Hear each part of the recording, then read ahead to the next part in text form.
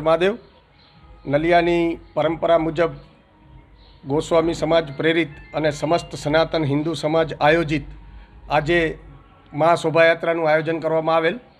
કલ્યાણેશ્વર મહાદેવથી પ્રસ્થાન કરીને જંગલેશ્વર મહાદેવના સાનિધ્યમાં વિશ્રામ લેશે અને અહીંયા જંગલેશ્વર મહાદેવ પર મહાઆરતી કરી અને એના પછી મહાપ્રસાદનું છેલ્લા 7 વર્ષથી આયોજન કરવામાં આવે છે. સમસ્ત સનાતન હિન્દુ સમાજના ભાઈઓના સહયોગથી આ કાર્યક્રમ સંપન્ન થાય છે અને લોકોએ ઉત્સાહભેર સ્વૈચ્છિક બજાર બંધ રાખી અને મહાપર્વની અંદર લોકો જોડાયા હતા. જય મહાદેવ, ઓમ નમો નારાયણ.